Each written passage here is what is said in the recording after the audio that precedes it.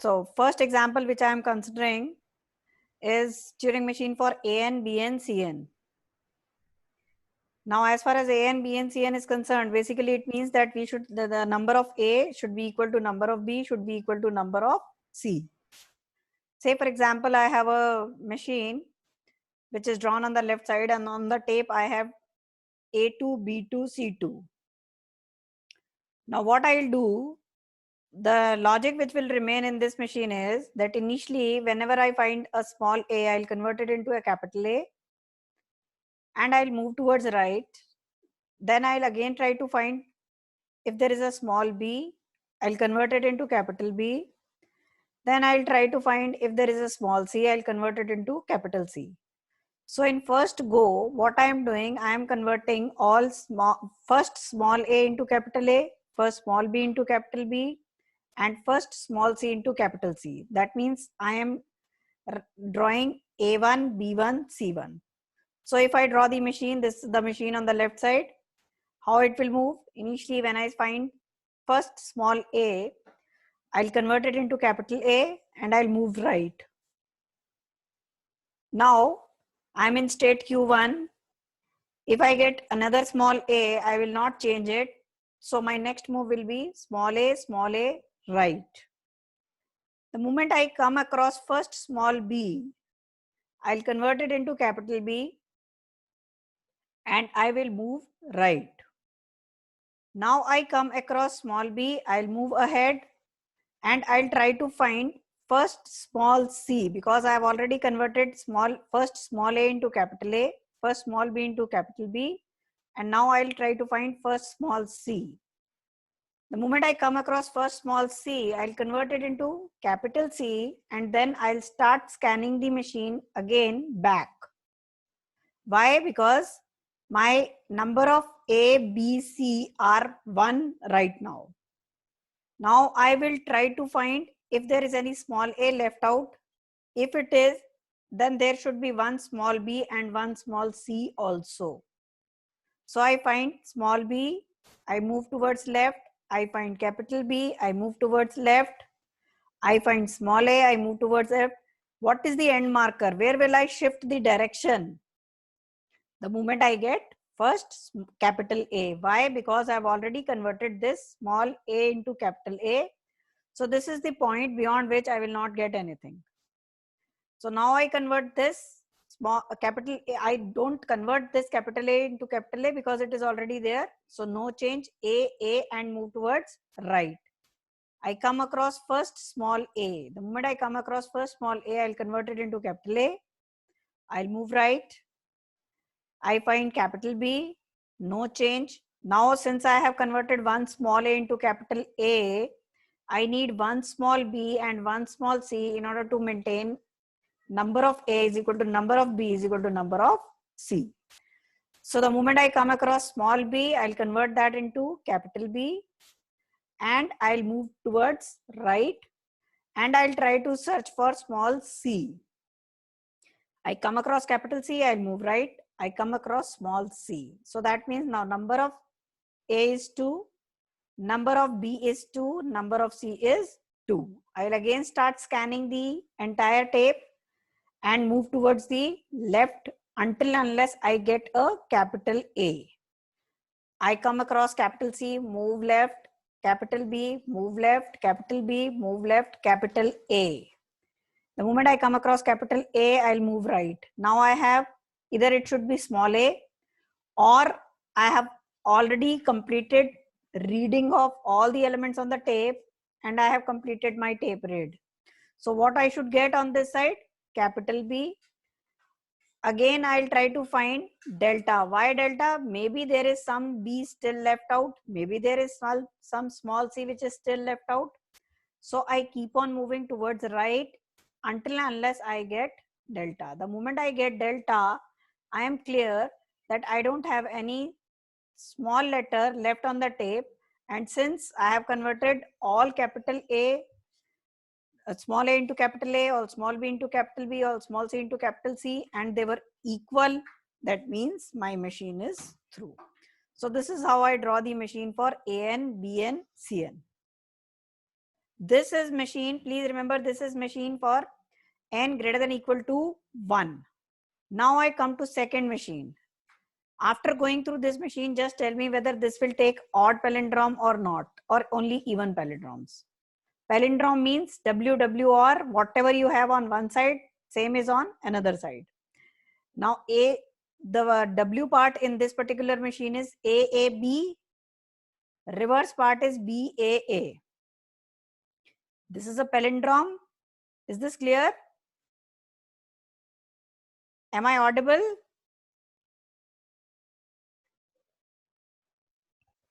Yes, ma'am. Yes, Okay. ma'am. Okay. Now just see, I'm starting this machine.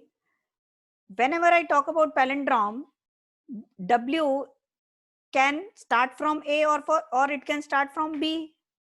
So that is why I need to have two moves from start state. One is for A, another is for B. What is the logic behind this machine? Whenever I come across A, I'll search for the last element that should be same. If it is B here, it should be B at the end. If it is A here, it should be A at the end, because I am talking about palindrome. If the second element is A at this point, second last element should be A at this point. If the third element is B at this point, third last element should be B at other point. Now, why am I drawing A and B both? I have given you the logic for this. There's a very good possibility that my palindrome may start with A. There is an equal probability that my palindrome may start with B. In this case, the string which I have considered is AAB. That means it is starting, W is starting with A. The moment I get A, I convert it into delta. Now I search for A at the end. If I want to search A at the end, what I will do, I will not change anything in between, and I'll move right towards the last point, that is delta. I get A, I don't change it. I get B, I don't change it. Again I get B, no change. A, no change. A, no change. The moment I come to delta, that means I have reached the last point of my input. As soon as I get delta, I will try to find what is the next character. Since I had started off with A, my next last character should compulsorily be A. That is why I am moving in this particular loop, and here at this point I am writing small a should be there. If it is A at the starting, it should be A at the end. Had it been B at the starting, I would have tried to find B at the end. Now since here it was A at the starting, I'm trying to find out what is the last point, and it should be A. The moment I get A, I convert it into delta and I start traversing backwards. Now I am moving back. I get A, no change, move left. B, no change, move left. Small b, no change, move left. Small a, no change, move left. Up to what point? Up to the point of delta. The moment I get delta, I start moving towards right. Now again I am at that point.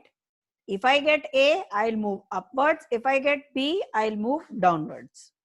I get A. What I will do, I will convert this A into delta and I'll start moving towards the right. Now I will go up to the point where I receive delta. That means I have reached the end of the input. I get A, I convert it into delta. I get small b, no change. B, right. Next small b, no change. Again I move right. Next small a, I move right.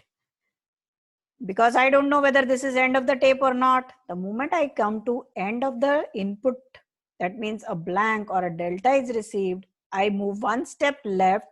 It should be compulsorily A. Why? Because at the starting point, I got A and I converted into delta. The last point which I get should also be A. I'll convert it into delta and I'll move towards left. I get B, no change, move left. Again, a small b, no change, move left. Up to what point? Up to delta. The moment I get delta, I'll start moving towards right. Now I get small b. That means I move towards the second part of the machine. That is small b. I get small b, I convert it into delta, I start moving towards right. I get small b, I make no change, read small b, write small b, move towards right. I am at the end of the tape. The moment I am at the end of the tape, I should get b at this point because my starting point of this particular character was small b. So my end point should also be small b. Moment I come across small b, I convert it into delta and I move left. When I move left, I get delta. When I move right, I get delta. That means my entire machine is complete and it was a palindrome. Had it not been a palindrome, I would have halted my machine somewhere and it would have been a reject state. So this is the second machine which I have considered, that is palindrome WWR. Now I'll come to third machine, AN B2N. That means number of B is twice as number of A. What is the logic which we will be using for this machine? Just give a thought. Whenever I get a small a, I'll convert that a into delta or capital A, and I will convert corresponding to single a, I will convert 2 small b into capital B. Just see this. I start with the start state. Since it is a and b to n, that means it has to compulsorily start with a only. Earlier machine, which was palindrome, it could have started off with a or with b. Now it is a and b to n. I start with a, I convert it into capital A. Now I move towards right, I get small a, no change. The moment I get small b, I'll convert 2 small b into 2 capital B because my Turing machine requires that number of b should be twice as number of a. How will I check this? I have converted one small a into capital A. Now I'll convert first small b into capital B. I'll convert next small b into capital B, and I will start moving towards left. Up to what point? What is my end marker? My end marker is capital A because this was the first input which I encountered when I started traversing the tape. Since I have already converted this into capital A, no need of change. Now either I will get small a or I'll get capital B. I get a small a. The moment I get small a, I'll again convert it into capital B and I will start searching for 2 small b in order to get through. First small b converted to capital B, next small b converted to capital B, and I start moving backwards. Now when I move backward, had there been 3a, I would have again repeated this entire loop. But since I have taken the example only of 2a, that means a to n is 2, so b will be 4. Now what I'll do, I'll just start moving backwards up to the point I reach capital A. The moment I reach capital A, I'll try to find out whether there is any more small a or not. In case there is small a, I'll again repeat this particular loop, else I will move towards down part of the machine where I'll get only capital B. Now why I am using this loop of traversal? Why I am reaching at the end of the tape? There is a possibility that I have 2a and 5b. So I need to check that there should be no b which is left out, not being converted into capital B.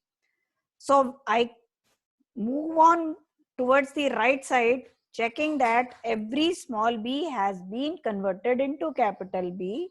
And ultimately, when I reach last of the tape, that means now my tape is empty, all the input has been perfectly scanned, I reach the final state. Now I come to the fourth machine, which is bit tough, but I'll try my level best that you understand this. This is a machine AIBJCK. AI, that means I is greater than J is greater than K. That means number of A are greater than number of B, which are, sorry, A is greater than B and B is greater than C. The example which I have considered is number of A is 3, number of B is 2 and number of C is 1. So what I'll do, I'll initially start with the same machine as I had for AN, BN, CN. I come across A, I convert it into capital A, I start searching for small b. I come across all A, I don't change, small a, read, write, small a, move towards right. The moment I come across first B, I convert it into capital B and I start moving towards right. Now I come across small c. The moment I come across small c, I convert it into capital C and I start moving towards left. Now at this point, I find that number of A, number of B and number of C are equal. That is 1A, 1B, 1C. Now I move towards left. While I am moving towards left, I will not change anything. If it is a small b, let it be small b. If it is a capital B, let it be capital B. Move left. If it is a small a, let it be small a, move left. Again, if it is a small a, move left. Up to what point? Up to the point I reach capital A. Now, when I come across small a, I again convert it into capital A. If I come across more small a, I will not change it in this particular iteration. I'll move ahead. I'll cross this small a. I move ahead, I cross this small capital B, and the moment I come across second small b, I convert it into capital B. Now just see, at this point, I come across capital C. That means now if I move forward and there is a small c, I will move from state Q2 to Q3. But since I don't have any small c at the right, in fact, I have delta. Now, please try to understand at this point, this is clear that if I am moving from Q2 to Q5, instead of moving from Q2 to Q3, that means number of A traversed and number of B traversed are greater than number of C. Just see the scenario on the tape also. Right now I have traversed 2A, I have traversed 2B, but I have traversed only 1C. So what I'll do, I'll move towards left in order to find out. That means this is clear. I and J are greater than K. How this is clear? In the first traversal, I moved from Q0 to Q1, Q1 to Q2, Q2 to Q3. Maybe I had 3A, 3B, 3C. I would have traversed from this particular loop only Q0, Q1, Q2, Q3. The moment I move back after Q2, if I get Q5, that means I didn't have any small c, but I have already traversed small a and small b. That means number of c is definitely less than number of a and number of b. I move towards the Q5 state. Now at this point, I move down. When I move, I come across capital C. I don't change anything. I come across capital B. I don't change. Small a, no change. I come across capital A. The moment I come across capital A, I am clear that I am at the left edge of the machine where I had gone through all the conversions. Now I move to this point, that is small a. I move it, I convert it into capital A. Now just check if I had moved in loop Q4, Q5, sorry, this should be Q6, Q4, Q5, Q6, then I would have A and B equal. Now, since I have moved from Q4 to Q5, but from this point only, I am exiting to the final state. That means number of A is definitely greater than number of B. I have already converted the third small a into capital A, but I am not getting any small b further. So that means ultimately what I have achieved is that number of A is greater than number of B. Now I am scanning the entire tape, and ultimately if I reach the end, that is the dollar sign, or sorry, delta sign, that means I have reached the end where number of A is greater than number of B and number of B is greater than number of C. Is this clear? Hello? Yes, ma'am. So these are the 4 examples which I have considered. Please go through these examples thoroughly. If you are thorough with these 4 examples, this will be a clear indication that you are thorough with the Turing machines. In the next class, I will be considering variants of